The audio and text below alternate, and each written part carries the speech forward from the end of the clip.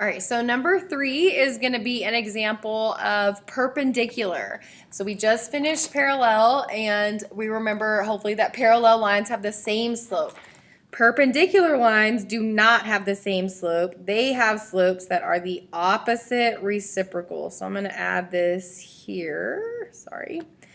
So perpendicular lines have slopes that are opposite reciprocals. So opposite reciprocals. So remember, we do two things. We make it the opposite, so that means a positive turns to a negative becomes a positive. So opposite means positive and negatives, and reciprocal means you flip it over. So I'm just going to draw a little arrow there that hopefully you can recognize as you flip your fraction over. If it's not a fraction, you put it over 1 and then flip it over. So we're going to write an equation in slope-intercept form for a line perpendicular to y equals negative 3x plus 2 containing 6, 0. And then it says to graph both lines. So in y equals mx plus b, so y equals mx plus b, our m in this case, or slope, is negative 3. So the slope of this line is negative 3. We are going to change that to its opposite reciprocal because we want a perpendicular line. So our slope is not going to be negative 3. So the opposite of 3 is positive. And then the reciprocal of this, again, remember, if it's not a fraction, we can put it over 1 to make it a fraction. So the opposite of this and the reciprocal of this would be positive 1/3. So this is the m that we are going to use. So this is our m. The next thing we don't know is our b, or our y-intercept. So to find our y-intercept in y equals mx plus b, we're going to plug in a y from here. This is a y. This is an x comma y. We're going to plug in this 0 for y, the 1/3 for m, and the 6 for x, and we'll be left with just the b variable that we can solve for. So our y is, again, 0 from this coordinate right here. Our y is 0 equals, our m is going to be 1/3 times our x is 6 plus b. From there we solve. So we do 1/3 times 6, so 1/3 of 6, or 1/3 times 6 is 2. If you're not sure about that, you multiply straight across. So 1 times 6 is 6, 3 times, there's an imaginary 1 there, would be 3. 6 divided by 3 is 2. 1/3 of 6 is 2. So we have 0 equals 2 plus b. The last step is to get b by itself. So this 2 right here needs to go to the other side. So to do that, we do the opposite. So we're going to subtract 2. What I do to one side, I do to the other side. So 0 minus 2 is negative 2. So we get b equals negative 2.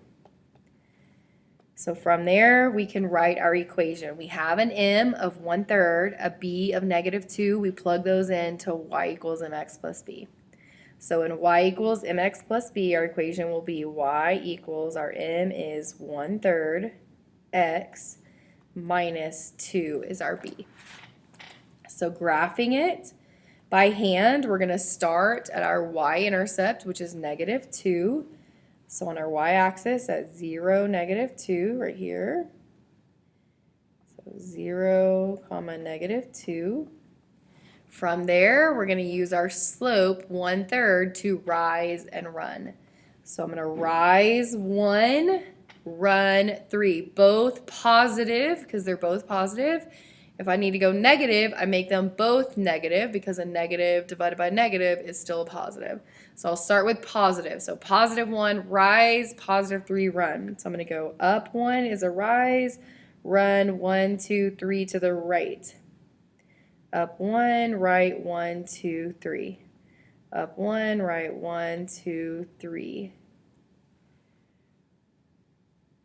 So the same thing, except basically the opposite. I can go down 1, left 1, 2, 3. So down and left are both negative, and a negative divided by negative makes a positive. So down 1, left 1, 2, 3. From that, I can now draw a line that my iPad is going to help me straighten out.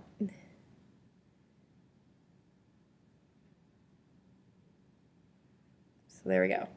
Again, not great, but pretty good. Better than I could do on my own. So we want to check, does it go through the point 6, 0? So 6, 0 was the point it was supposed to go through. So 6, 0 is right here. That is a huge point. Let me undo that. So 6, 0 is the x-intercept,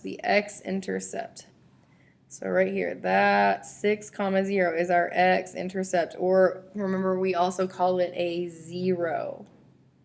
So that's just a refresher from last week. So that 6, 0 is a 0 or an x-intercept.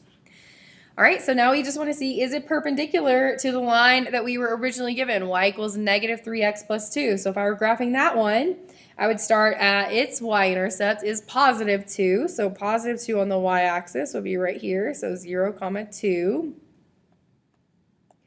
And the slope for it is negative 3. So that's negative 3 over 1. So we're going to rise negative 3, run 1. So from 0 to, if I'm rising negative 3, that means I go down 1, 2, 3, run 1. Down 1, 2, 3, run 1. Down 1, 2, 3, run 1. Down 1, 2, 3, run 1. So that's this very last point right here. The other option, instead of down 3, right 1, you can go up 3, which is positive. So to make it negative, you have to go left. So up 3, left 1. Up 1, 2, 3, left 1. 1, 2, 3, left 1. From that, we should be able to graph a line.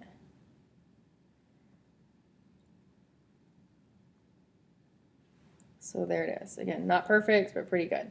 So these definitely intersect at a right angle. Remember, right angle is a 90-degree angle. So these are all right angles here.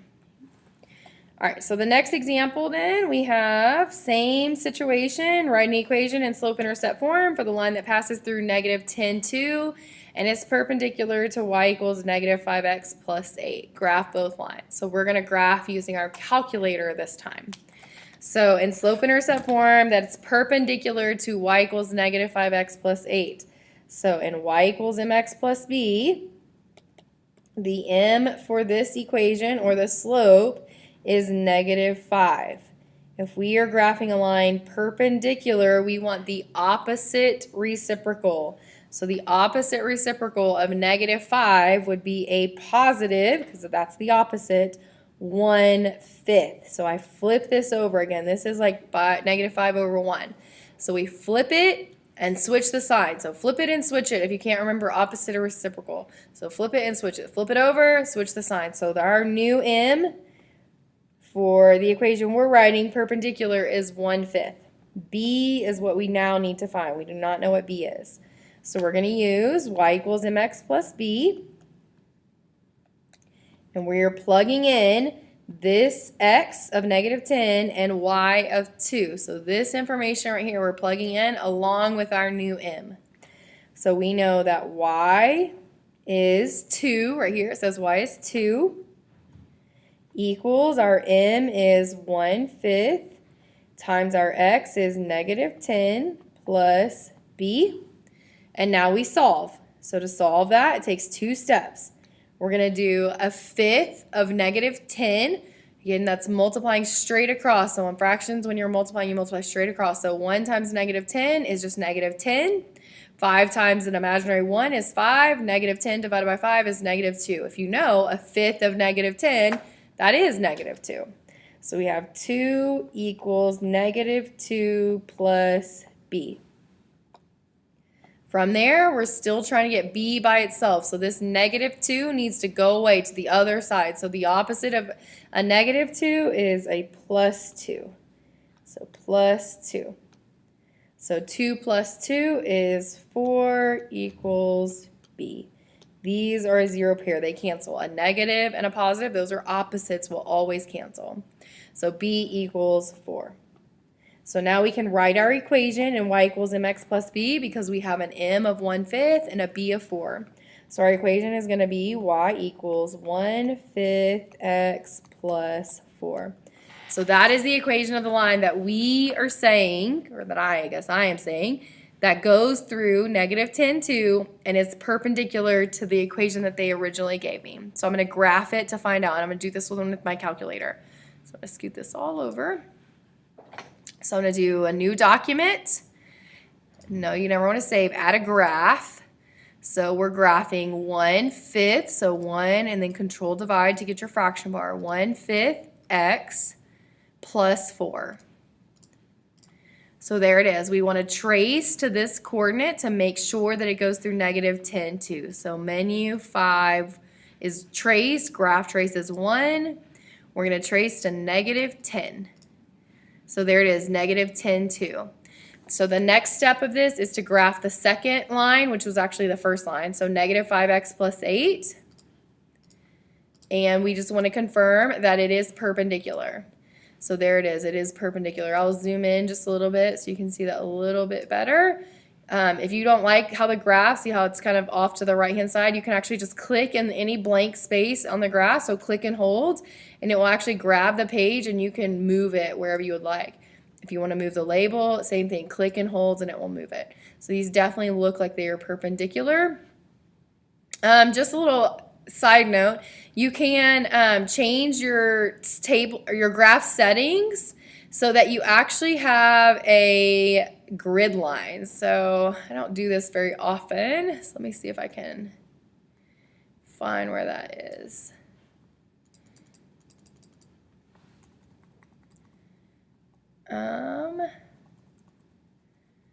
Okay, I'm not finding it. So I'll start research that and see if I can find that. But you can actually add the grid lines so you can maybe tell a little bit easier if it's a right angle or not. I'm not sure that that helps or not, but maybe. So there it is. So those are perpendicular to each other.